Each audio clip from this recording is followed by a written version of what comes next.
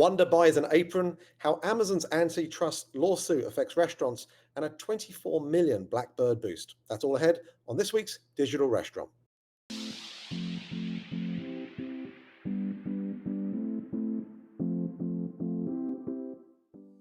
The Digital Restaurant works like this. We're going to ask each other 5 questions about headlines that affect the worlds of restaurants, technology, and off-premise that in some way tie back to our book series, Delivering the Digital Restaurant.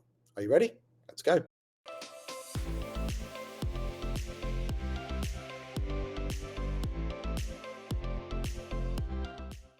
Good morning, Meredith. How are you doing today? I'm very good. How are you, Carl? I'm feeling great. You know what? You noticing what I'm wearing? You see, I've got some swag on me here. Mr. Very Alexander gave nice. me some wow Very bow nice. stuff. I've got a little squidgy bow bun and some. Look, I've got a little. Look at this. I've got my wow bow drink. It's great. The My guys. goodness. I was over in Chicago last week speaking to their team, and so I feel like I've been kitted out. And I think this is now our chance to encourage everyone to send us swag. You know, let's give Danny Klein a run for his money. What do you think?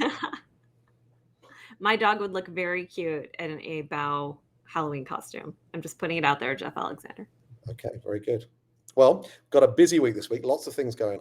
You've got the first question, so let's bring that up. Wonder has acquired Blue Apron for just over $100 million. Are you excited about this one? I think it is such a brilliant move by Wonder. You know, we've talked previously on the podcast about the real asset that Wonder has created, which is this incredible commissary that can put out high volumes of par cooked, I guess, food from top chefs, from amazing local restaurants where they have got the rights to the recipes and they can just put out tons and tons of volume of really good food. And so the question when you have such a beautiful asset is how do you get as many points of distribution as possible, right? And they first tried with the trucks, cooking on trucks turned out to not be a thing. And so then they went to what they call the HDRs or high density restaurants. Those are the ones that they're opening up throughout New York. And we're definitely starting to see a bunch of those happen.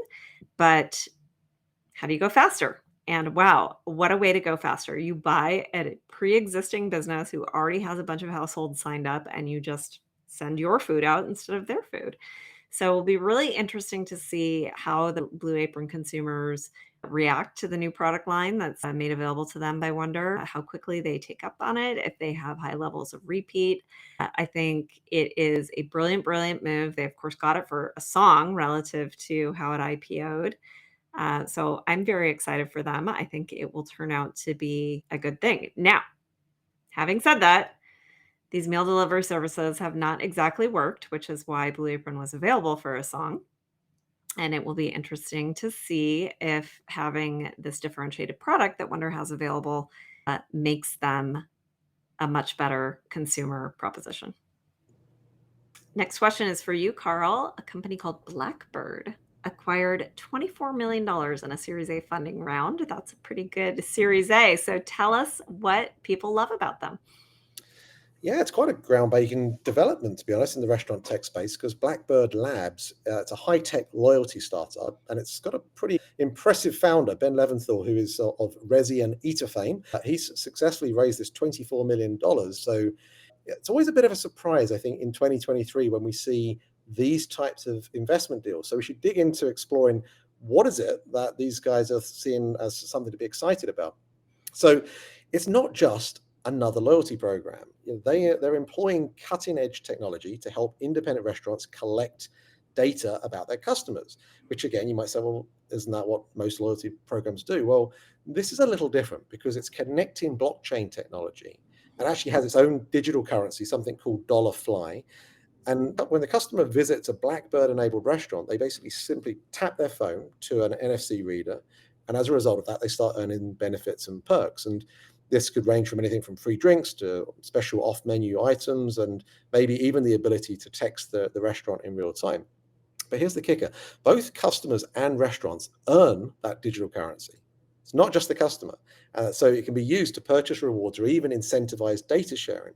So imagine a mutually beneficial ecosystem where customers are encouraged to share their data across multiple restaurants, thereby earning triple the amount of this dollar fly currency. So it's not just a loyalty program, it's like a data sharing platform as well. It's currently operational in 22 restaurants. 60 more have signed up, and a lot of them are in the kind of trendy spots in New York, and I think they've got other markets in LA and the Bay Area. But it's interesting for me how loyalty programs are starting to branch out of the traditional mechanisms that we've been used to in the past. This isn't about just rewarding repeat business. It's actually about creating a network of data sharing.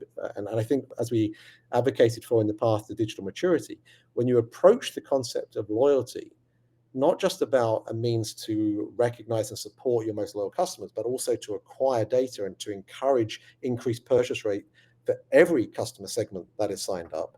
I think that is something to be excited about. I mean, Ben says loyalty and connectivity are the next frontier. And basically, with this 24 million, I think he's going to be supercharging his way to get into that. Okay, well, before we go on to the third question, Meredith, I'm going to have to put out my usual request, because we're waiting for some folks that haven't given us a 5-star review, or perhaps not even subscribed to the digital restaurant. It's really important for us on the podcast here to see what you guys think of the podcast. Are we covering the stories that matter to you most? What things would you like us to cover? Put that down in a review. Give us a 5-star. And if you haven't subscribed, please do so. It's important for us to be able to ensure that we are getting access to all the right folks out there, and you listening are definitely the right folks. Okay, third question this week. Amazon. This doesn't sound like the most exciting one, Meredith, but you're going to tie it together for us, because there's an antitrust lawsuit that they're involved in, and you think this could have big implications for restaurants. Tell us more. I mean, I thought it was so exciting, so I guess that tells you how much of a nerd I am relative to what you've got going on over there. As soon as I saw this headline, I was like, "Oh my gosh, this is like potentially life-changing for restaurants." I know that there was a lot of news this spring when the letters from Doordash started coming out telling people that they needed to price at parity in store, or that potentially the algorithm might deprioritize them. Note the passive voice there. The algorithm will do it, not Doordash, right? And then subsequently, I don't even know how many restaurants I've heard say, "Oh, I've heard that if you do self-delivery, it will deprioritize you on the marketplace." Nobody even knows, right? They say this in this like hush whisper, like, "I've heard this is true," but nobody's really sure. Well, what the FTC is suing Amazon for is those two things. Fascinating, right? So, in the article from the Wall Street Journal, it says the federal agency and the states allege that Amazon violated antitrust laws by using anti discounting measures that punished merchants for offering lower prices elsewhere. So, sound familiar? Mm. The government also said sellers on Amazon were compelled to use its logistics service if they wanted their goods to appear in Amazon Prime, the subscription program whose perks include faster shipping times.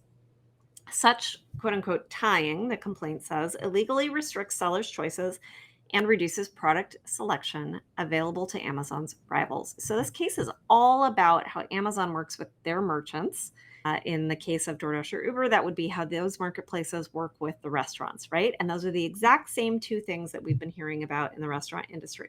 So, early days, they've just filed the lawsuit. We don't know how it's going to turn out, but I will be watching this one with intense curiosity, because I do think it's very exciting, because it will tell us a lot about what DoorDash and Uber are able to do with restaurants going forward.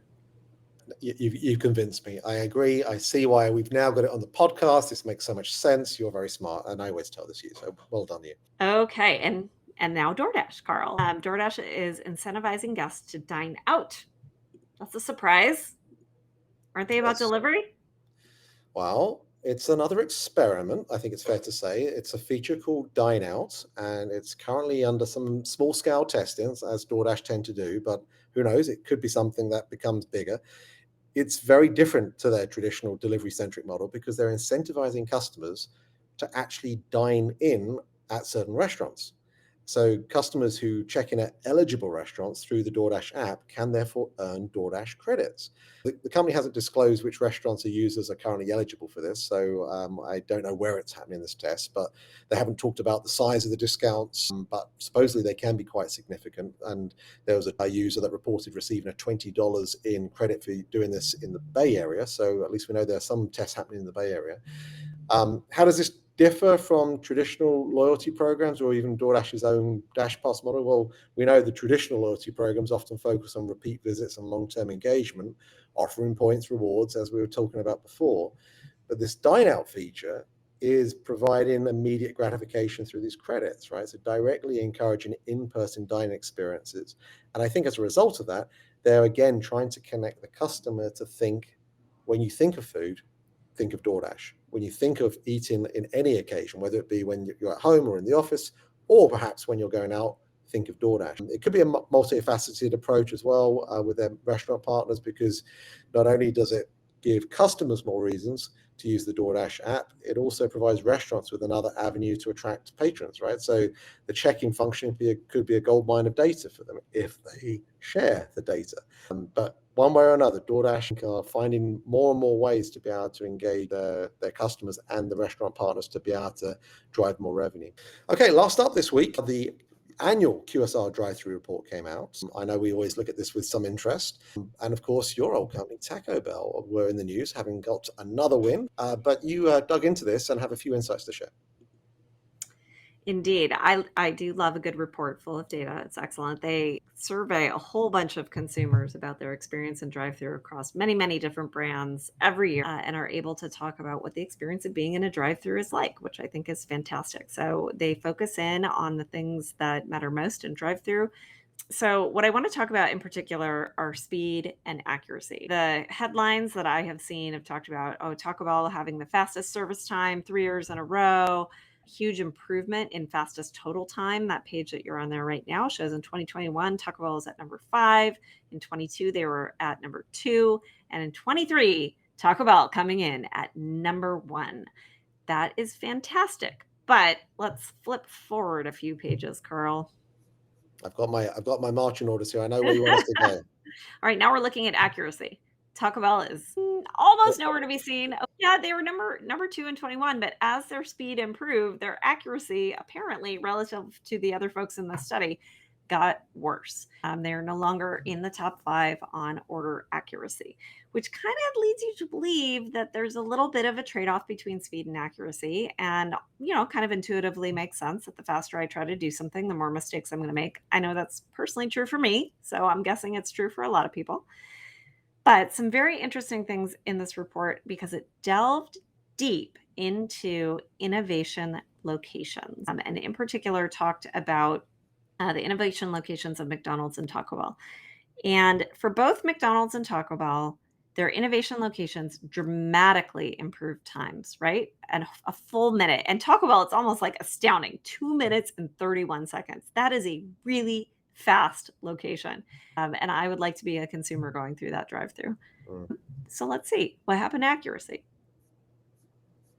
Again, at those innovation locations, what we see is that for McDonald's, you saw that same, we were able to get faster, but accuracy got worse. For Taco Bell, they went from 85% accuracy in the brand overall, so the rest of the restaurant fleet, but at the innovation locations, it actually got better, 88% accurate. And now I don't know. I mean, I haven't worked in Taco Bell in many years, so I can't tell you exactly why this is happening. But as I look at pictures of that Defy building, which is the innovation location that they went to, there's some really interesting things going on there. One is that they've got the channels separated out. So from a just pure process perspective, it's less confusing. But then number 2, we've seen pictures of people holding up their phones to scan in their order for their mobile pickup. And so there's less chance for a human to be translating that data from one spot to another and make a mistake. It's happening automatically through digital transition. And I think, if I were to guess, that they are innovating a lot on the technology side so that they can improve both speed and accuracy at the same time. And I'm excited to see in next year's study now if they're able to roll some of those learnings out from the innovation location to the rest of the fleet. The scaling of these things also is a challenge, though, right? It's then a Yep. case of being able to take those results and being Absolutely. Especially if it turns out that the entire answer is in Taco Bell, they have 4 drive-through lanes. Look, they're not going to be able to roll that out across the rest of the fleet. But if it's really the technology that's making the improvements, then that'll be exciting to see them build a case and roll it out. Well, look, that's it for this week's Digital Restaurant. I would love to get your take as to what you think is behind Taco Bell's success there. And do you think Blackbird are onto something with their new loyalty program and what they're going to use their 24 million to support with their growth? Lots of things happening in this space. But as ever, please leave your comments below. Let us know what you'd like us to cover on a future edition. But until next time, thanks for listening. The Digital Restaurant Podcast is available for you to follow and subscribe wherever you listen to your podcasts. Watch us, rate us, and subscribe to The Digital Restaurant on YouTube, and follow along on all our social media digital restaurant channels. Thanks for listening.